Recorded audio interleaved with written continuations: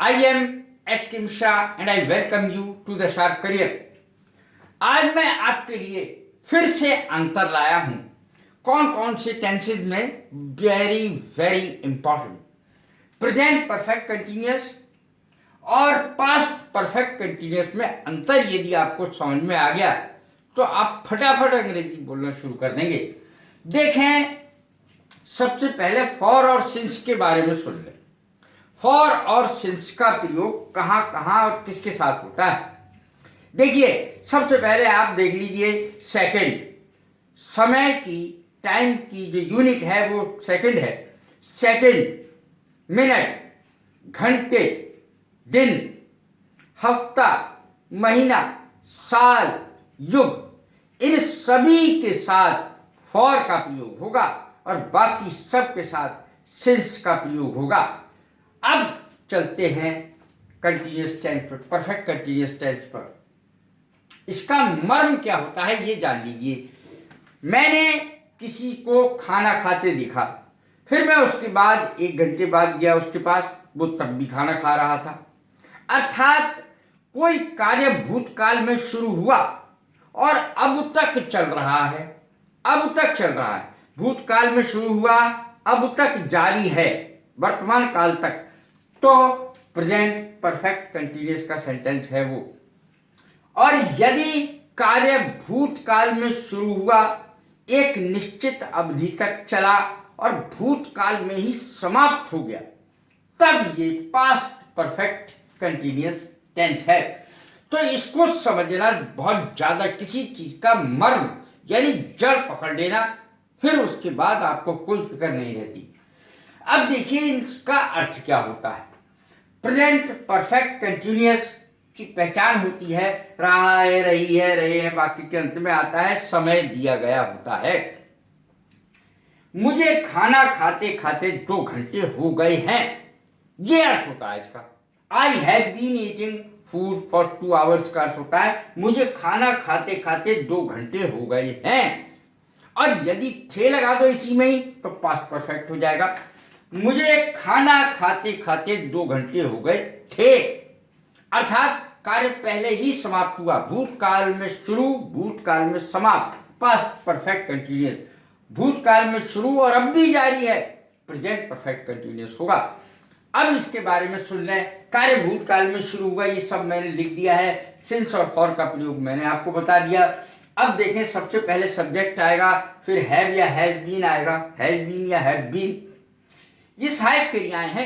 Had been हो या has been हो, हैव बीन हो, सब सहायक क्रियाएं हैं। वर्ब की फर्स्ट फॉर्म में आईएनजी लगता है, ये आपको पता ही है। उसके बाद ऑब्जेक्ट आता है और उसके बाद फॉर या सिंस का प्रयोग होता है। आई, वी, यू, दे और प्लूरल कर्ताओं के साथ हैव बीन का प्रयोग होगा। ही, शी, इट और नाम के साथ हैज बीन का प्रयोग होगा, ये ध्यान रखें आप। इसके बाद अफर्मेटिव सेंटेंसेस को देखिए प्रेजेंट परफेक्ट के। I have been eating for food for 2 hours, मैं 2 घंटे से खाना खा रहा हूं, बोलते हैं वैसे ही है। अर्थ होता है मुझे खाना खाते 2 घंटे हो गए, खाना खाते खाते 2 घंटे हो गए, उसे खेलते खेलते 2 घंटे हो गए। He has been playing for 2 hours, he has been playing cricket for 2 hours, वह 2 घंटे से क्रिकेट खेलता आ रहा है, अर्थात अब भी खेल रहा है। देखें अफर्मेटिव सेंटेंसेस। इसके बाद I have not been eating food for 2 hours, मैं 2 घंटे से खाना नहीं खा रहा हूं। Have I been eating food for 2 hours, क्या मैं 2 घंटे से खाना खा रहा हूं, इसमें क्वेश्चन मार्क लगेगा। चाहे मैं लगाऊं या ना लगाऊं, आप जरूर लगाएं क्वेश्चन मार्क, यदि मुझसे रह भी जाए तो। अब देखिए अफर्मेटिव सेंटेंसेस का ये फार्मूला, सब्जेक्ट, उसके बाद हैव बीन या हैज बीन, वर्ब की फर्स्ट फॉर्म, वर्ब की फर्स्ट फॉर्म में ही आईएनजी लगता है, उसके बाद ऑब्जेक्ट और उसके बाद फॉर या सिंस का प्रयोग, जो मैं पहले ही आपको बता चुका हूं। समय दिया गया होता है। टी यहां मैंने लिखा है, टी जहां भी लिखा है मैंने टी, उसका अर्थ है समय, टाइम। अब देखें नेगेटिव सेंटेंस कैसे बनेंगे, वो तो हो गए अफर्मेटिव। सब्जेक्ट, उसके बाद हैव या हैज, उसके बाद नॉट, बीन, वर्ब की first form, ING, object, for या सिंस का प्रयोग, उसके बाद टाइम। अब इंटरोगेटिव सेंटेंसेस में क्या होता है, हैव या हैज का प्रयोग बिल्कुल वाक्य के प्रारंभ में कर्ता से भी पहले आ जाता है। हैव या हैज का प्रयोग कर्ता के अनुसार होगा।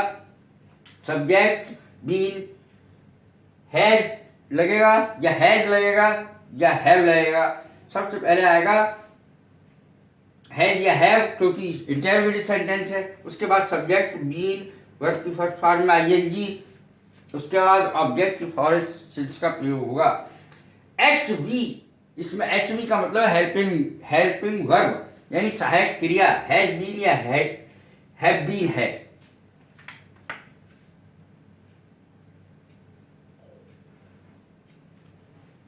इसमें अब देखिए सब आपके सामने है। उसके बाद देखिए पास्ट परफेक्ट कंटिन्यूअस को सभी कर्ताओं के साथ, इसमें हैज बीन और हैव बीन अलग अलग है, लेकिन इसमें सभी कर्ताओं के साथ हर माल सवा रुपया है, अर्थात हैड बीन का प्रयोग होगा। सेंटेंस देखें, I had been eating food for 2 hours, मैं 2 घंटे से खाना खा रहा था। सब्जेक्ट, उसके बाद हैड बीन, उसके बाद वर्ब की फर्स्ट फॉर्म के साथ आईएनजी ऑब्जेक्ट, और उसके बाद फॉर यस सिंस का प्रयोग होगा। उसके बाद यदि आपको नेगेटिव सेंटेंस बनाना है तो हैड के बाद नॉट लगा दीजिए, और उसका स्ट्रक्चर होगा subject had not been, verb की फर्स्ट फॉर्म में आईएनजी ऑब्जेक्ट और फॉर एसेंस। इसके बाद आप इंटरोगेटिव को सेंटेंस को देखें तो आप इसमें हमेशा याद रखना कि इसमें क्वेश्चन मार्क जरूर लगता है। हैड आई बीन, हैड शुरू में आएगा, उसके बाद सब्जेक्ट आएगा, उसके बाद बीन आएगा, आईएनजी वर्ब के साथ आईएनजी लगेगा, ऑब्जेक्ट आएगा, फॉर आएगा। Had plus subject been, verb की फर्स्ट फॉर्म आईएनजी और ऑब्जेक्ट फॉर।